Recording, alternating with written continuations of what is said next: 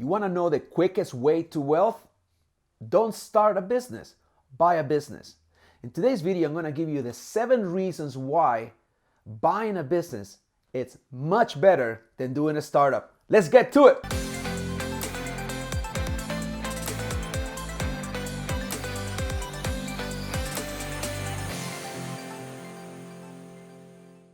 Everybody, welcome back to my channel. I am your host, Leo Landaverde, business broker and commercial lender, helping you buy and scale a profitable business. If you are a small business owner looking to diversify your wealth by buying a profitable business, or an employee trapped in the rat race wanting to get out and doing so by buying a profitable business, you are in the right place. Please subscribe to my channel and don't forget to hit the bell, and you'll be notified every Thursday when new content comes out. Reason number 1.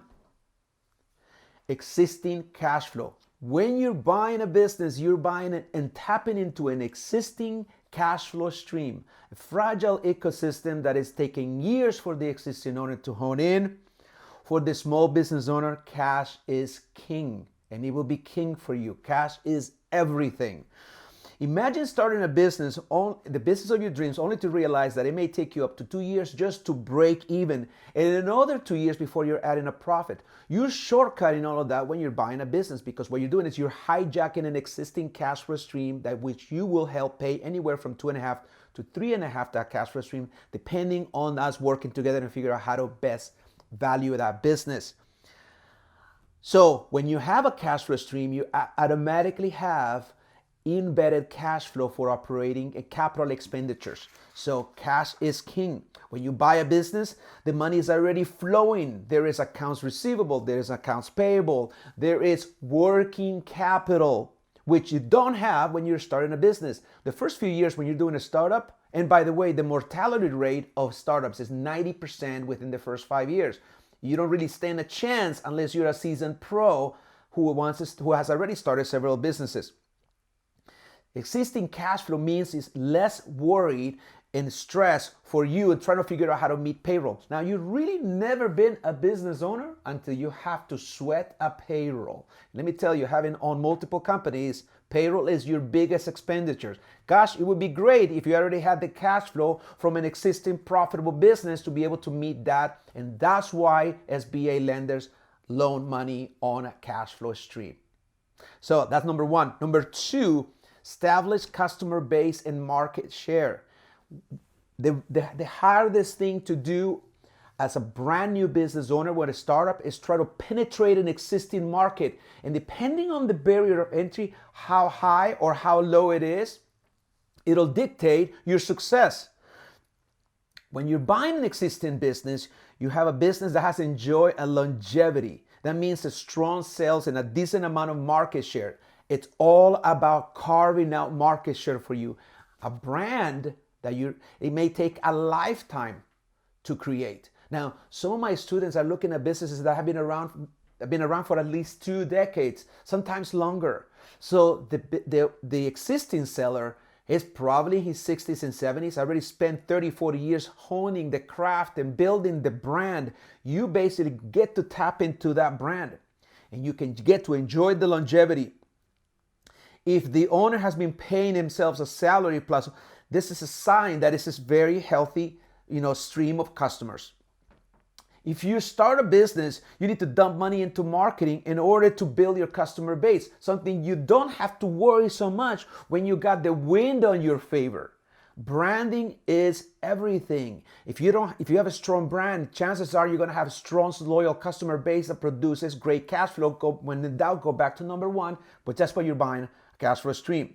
Number 3, a proven business model, a blueprint for making money.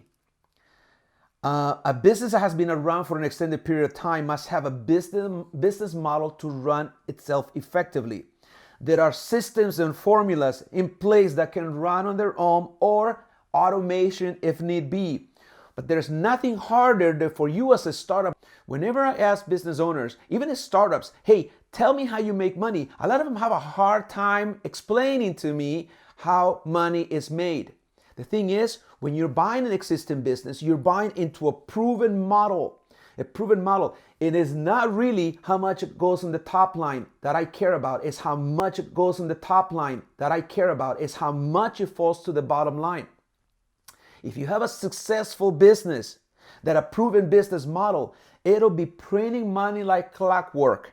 If you have a business that consistently delivers 20 cents of every dollar in net cash flow to the owner, that is a model that you can improve on, which means that the cost of service in that revenue is 80 cents and 20 cents is discretionary cash flow you can do whatever you want with. It only happens when you have a proven business model. One of the things that we spend quite a bit of time when we're analyzing businesses inside of our group, inside of our community, is understanding the business model. And we do that by looking back into the tax returns to glean a sense of how the business model works. And it's not as simple as revenue minus expenses equals profit. It really is unique to whatever industry niche you're in. And the more you know about the industry, the more you can pick up the nuances that are not always in the tax returns. Something for you. So the proven business model, a blueprint for making money, is what we are all after. You want to buy a business that has delivered consistently year over year stellar growth. And if for some reason there is a year that there is the growth and the net income isn't there, it is justifiable and it's just a blip on the radar. Are you stuck and trying to figure out how to buy a business? Don't be stuck any longer. Let's connect. Let me help you. I have a great group coaching program where I help people buy a profitable business, and our group is growing.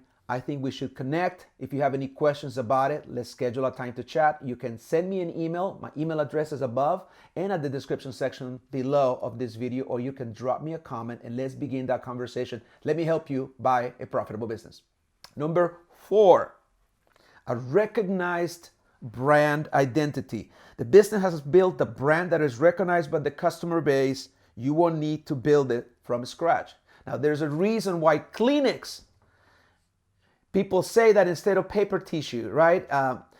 Whenever a brand gets so embedded into the conscious, it becomes a household name, that increases exponentially the value of a brand. When you're buying a small business, you're not really buying into the hype. You buy into a business model where you can reasonably back yourself into a 3 to 4 times multiple, and the brand just comes as goodwill, and you don't have to pay for the brand like some of these big players do when there's unicorn companies. No, we buy a business that is going to be 3 to 4 times the cash flow, and you get to have the brand added for free. Number 5, infrastructure that is already in place. Real estate, furniture, fixtures and equipment, all are taken care of. The business is up and running. Startups require a substantial amount of capital investment to build infrastructure. Now, unless you really own a business before, you don't really appreciate infrastructure the way I do. Let me tell you, the assets of people ask me all the time, well, so when I buy for the cash flow, do I have to pay additionally for the assets? And what you need to understand from the balance sheet, me as a business broker and analyst, the assets are only there to serve one purpose: produce cash flow. And if they are producing the cash flow of at least 15 to 20 cents on the dollar, then the assets, the underlying assets, have value to me, but only to the degree that they produce cash flow. Otherwise, they're obsolete. A lot of people think they're buying the assets. They're not. We don't buy like the bank buys. We buy a cash flow stream, and the assets are only useful to the degree that that means the infrastructure that it serves our purposes. So we're going to pay a discount on those assets. They're going to be penalized if they don't have the cash flow that we want. And if you get a real estate as part of the deal, well, that just adds another layer of potential. For instance, you can take the amortization from 10 to 25 years. If we can justify the 51% or more of the value of the transaction is the real estate. So let's not forget infrastructure. Number 6, trained employees, established vendors. Depending on what kind of experience they've had with employees could be an asset or there could be a liabilities. Happy employees don't sue. Unhappy, disgruntled employees will sue you as a business owner. So if you're buying a business and it has 10 to 20 employees that are happy with the brand, they will readily want to be able to continue that process, that happiness that they have with their prior owner or the existing seller. Employees that are trained know what they're doing, and they are trained and knowledgeable about their job. They are efficient, and you can rest assured knowing that their wages are producing a profit for you. And you don't have to tell an employee that. They will know it. They will know it when they're asked it. And that's the thing. When you're buying a business, you're actually tapping into that pool. If you ever have a wish and desire to actually build an absentee type business, the only way you're going to be able to do that is have a business big enough to have the payroll. Big enough to have the payroll, to have the key managers helping you with that. Okay? So train employees. Number 7 and last, startups require an investment with no immediate return. Let me say that again. Startups require an investment with no assurance of immediate returns, and maybe no returns ever. Like I mentioned in my first point, you're buying existing cash flow. Startups may take up to 5 years to turn a profit, and definitely at least 2 years to break even, which are very, very risky. When you're buying a business, you know that the fact that there is cash flow coming in. Otherwise, why would you buy a business? And more importantly, why would you get a loan to buy a business if the bank doesn't think there is enough cash flow coming in? So, and there is an immediate return. One of the things that I help my students calculate is the cash on cash return, purely on a cash basis. If you're putting $100,000 down as 10% down on a $1 million purchase, the cash on cash return would be taking that post-debt service cash flow divided into your down payment. And I've seen returns of 300-400% cash on cash return on year 1. And that only happens when you buy a profitable business. It will never happen with a startup. So hopefully something to make you think about. Now, if you really want to buy a business, you want to learn how we do it, reach out to me, because we have a great community, Business Acquisition Mastery, helping those who are serious about buying a business get their dreams come true. Let's work together. Thank you for watching this video. For a limited time, I'm giving away my cash flow calculator workbook. It's a great workbook. If you're trying to figure out cap rate, cash on cash return, debt service coverage ratio, post-debt service cash flow, and many other things, it's basically a Swiss Army knife for you when you're trying to figure out how much to pay for a business. It is my gift to you. All you have to do is click on the link below to download it. And while you're doing that, I have my business buyer's checklist, 6-page document that'll give you a blueprint exactly what happens on the buy side when you buy a business. Get it? It is my gift to you as well. The link will be below. Thank you so much for watching my content.